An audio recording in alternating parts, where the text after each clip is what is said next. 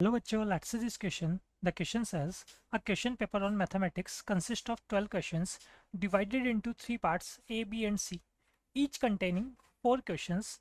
In how many ways can an examiner answer 5 questions selecting at least one from each part? Clear? देखिए question में क्या बोला गया, यहाँ पे सिंपल हमारे पास एक क्वेश्चन पेपर है, ठीक है, जिसमें टोटल 12 क्वेश्चन है, A B C. Each part में हमारे पास यहाँ पे 4 क्वेश्चन है, ठीक है। अब हमें क्या करना है, जब इसे सॉल्व करना है तो एटलीस्ट हर पार्ट में से एक सिंगल क्वेश्चन तो सॉल्व करना ही है, और टोटल जो हमें क्वेश्चन यहाँ पे आंसर करने वो करने 5 क्वेश्चन के।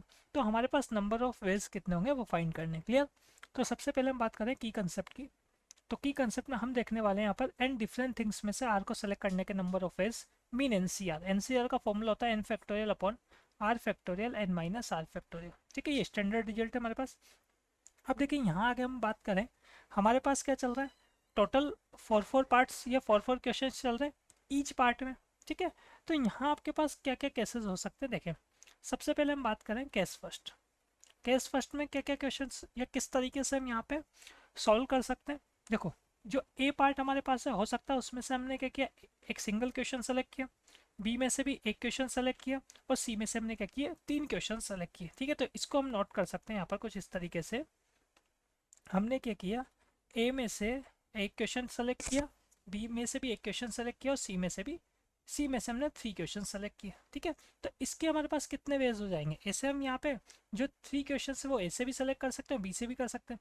तो यहाँ पे हमारे पास और जो केसेस हो जाएंगे वो क्या क्या हो जाएंगे, अगर मैं ए में से 1 क्वेश्चन सेलेक्ट करूँ, बी में से 3 क्वेश्चन सोल्व करूँ, और सी में से 1 क्वेश्चन सोल्व करूँ, या फिर मैं ए में से 3 क्वेश्चन सोल्व कर दूँ, बी से 1 कर दूँ, और सी से क्या कर दूँ, 1 कर दूँ, ठीक है। तो यहाँ अगर हम बात करें, जो हमारे पास नंबर्स हो जाएंगे, टोटल कितने नंबर्स या कितने नंबर ऑफ वेज है क्वेश्चन सॉल्व करने के, तो वो कितने हो जाएंगे। देखो, ये टोटल कितने हैं, 3 है ना। किसी भी एक में से मैंने कितने क्वेश्चन सेलेक्ट किए, 1, मतलब 4 में से 1 सेलेक्ट किया तो 4C1। फिर किसी अदर में से भी 1 सेलेक्ट किया हमने, 4C1, और एक में से हमने सेलेक्ट किए 3 क्वेश्चन तो 4C3, और बाहर मैंने 3 से मल्टीप्लाई कर ही दिया यहाँ पे, क्योंकि टोटल ये कितने वेज है, 3 वेज है। तो ये हो जाएगा हमारे पास 3 इंटू 4C1 की वैल्यू 4 हो जाएगी। फॉर्मूला देखा भी हमने की कंसेप्ट में उसी से। फिर 4C1 4, और 4C3 भी हमारे पास 4 होगा। तो इसको जब मैं सॉल्व करूँगा तो ये आ जाएगा 192। क्लियर? अब हम बात करें यहाँ पर केस सेकंड के लिए। केस सेकंड में क्या किया हमने, किसी भी एक से लिए हमने एक क्वेश्चन, और रिमेनिंग 2 से लिए हमने 2 क्वेश्चन। मतलब हो सकता है ए में से मैंने 1 क्वेश्चन सॉल्व किया, बी में से 2 क्वेश्चन सॉल्व किए, सी में से भी या सी में से भी 2 क्वेश्चन सॉल्व किए।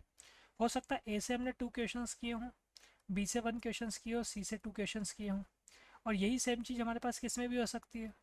हो सकता है हमने ए से क्वेश्चन किए हो 2, बी से किए हो 2 क्वेश्चन, और सी से किए हो 1 क्वेश्चन। क्लियर? तो यहाँ अगर हम बात करें तो नंबर्स कितने हो जाएंगे हमारे पास, नंबर ऑफ वेज। तो नंबर ऑफ वेज वही 3 हो गए टोटल ये केसेस। एक में से आपने सेलेक्ट किया 1 क्वेश्चन, ठीक है, फिर एक में से आपने सेलेक्ट किया 2, और एक किसी भी आपने पार्ट में से सेलेक्ट किए 2 क्वेश्चंस। तो ये हो जाएगा आपके पास 3 इंटू 4C1 होगा 4, 4C2 हमारे पास 6 होगा, 4C2 अगेन 6। तो ये हो जाएगा हमारे पास 432, ठीक है। अब जो रिक्वायर्ड नंबर ऑफ वेज हमारे पास है वो देख लेते हैं हम, ठीक है। ये 2 ही केसेस होंगे हमारे पास यहाँ पे।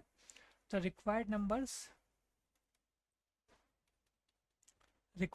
हो जाएंगे हमारे पास यहाँ पर, इनका सम कर लेते हैं। फर्स्ट केस में आया था 192, सेकेंड में आया 432, ठीक है। इनका सम हम करेंगे तो ये आ जाएगा हमारे पास 624। Clear? So final answer is option number A. Hope you understood it well. Best of luck.